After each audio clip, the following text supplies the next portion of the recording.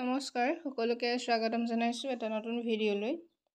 এই ভিডিঅ'টোত আমাৰ 2018, 21 আৰু 22 বৰ্ষত যিকেইটা 1 মাৰ্কছৰ শ্বৰ্ট কুৱেশ্যন আহিছিলে ইংলিছৰ তাৰ সলিউশ্যনকেইটা আগবঢ়াবলৈ গৈছোঁ। গতিকে আহক আমি ভিডিঅ'টোৰ মাজলৈ যাওঁ। প্ৰথমটো প্ৰশ্ন আছিল in which year English was recognised as the associate official language 1963। Next question. Mention the 3 stages in the process of reading. Your answer to hoise pre-reading, while reading, and post-reading. Next question asile name the organization responsible for the preparation of elementary level textbook in the state. SCERT কেতিয়াবা SCERT ফুল form লিখিবলৈ আহিব পাৰে হেতু হৈছে State Council of Educational Research and Training. Issue of learning English in a multilingual society. Answer to হ'ব lack of resource availability.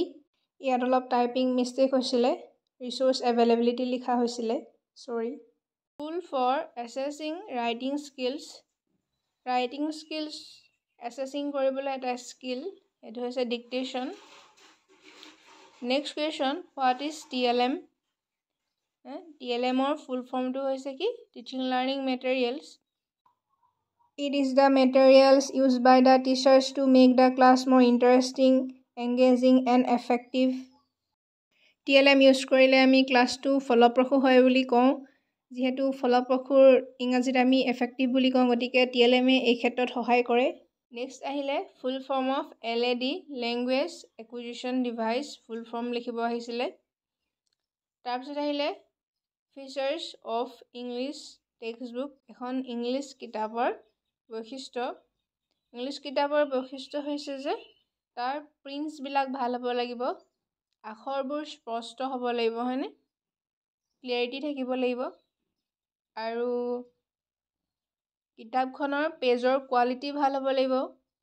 কিতাপখনৰ পেজবিলাক যদি বেছি পাতল হয় বা তেওঁলোকে কোৱালিটি মেইনটেইন নকৰে তেতিয়া কিতাপখন দেখিবলৈ আকৰ্ষণীয় নহয়।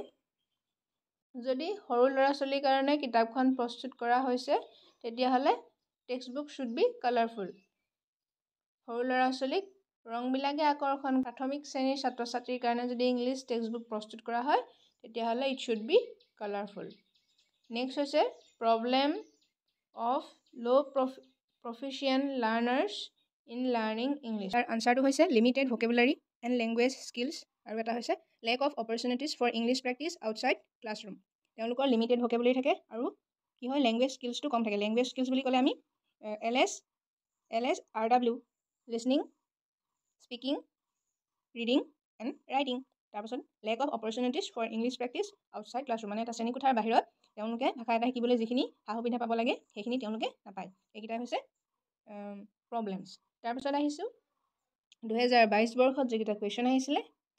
প্ৰথমটো কুৱেশ্যন আছিলে give the other name of structural approach. Structural এপ্ৰ'চৰ আৰু এটা নাম সেইটো হৈছে অৰেল। দেখিছেনে তাত কেনেকৈ বানানটো আছে। তাৰপিছত আহিছে give the origin of the word curriculum. Curriculum শব্দটোৰ উৎপত্তি লেটিন শব্দৰ পৰা হৈছে, লেটিন ৱৰ্ড CURRER এই শব্দটোৰ পৰা কাৰিকুলাম শব্দটোৰ উৎপত্তি হৈছে। তাৰপিছত আহিলে name one tool for formative assessment. MCQ, group projects, এইকেইটা হ'ব পাৰে কি ফৰ্মেটিভ এছেছমেণ্টৰ টুলছ।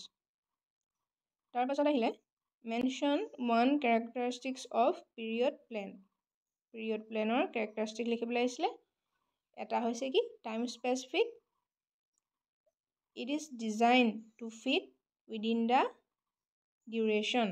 ক্লাছটো 40 মিনিটৰ কাৰণে থাকে তেন্তে পিৰিয়ড প্লেনটো সেই সময়খিনিৰ প্ৰতি লক্ষ্য ৰাখি প্ৰস্তুত কৰা হয়। It clearly define goals for what student should know or be able to do by the end of the period. আৰু এটা কেৰেক্টাৰিষ্টিক হৈছে ই নিৰ্দিষ্ট লক্ষ্যসমূহ মানে ছাত্ৰ ছাত্ৰীসকলে শ্ৰেণীটোৰ শেষত যিখিনি আয়ত্ত কৰিব, আন কথাত ক'ব পাৰোঁ আমি শিকনৰ ফলাফলসমূহ স্পষ্টকৈ উল্লেখ কৰে। গতিকে এই দুটাই আছিলে কেৰেক্টাৰিষ্টিক্স অফ পিৰিয়ড প্লেন। আশা কৰোঁ ভিডিঅ'টো আপোনালোকে চাই ভাল পালে। যদি ভাল পালে তেন্তে প্লিজ ভিডিঅ'টো এটা লাইক কৰি দিব। গতিকে আজিলৈ ইমানেই। নতুন এটা ভিডিঅ'ত পুনৰ লগ পাম। আজিলৈ আহিছোঁ। ধন্যবাদ।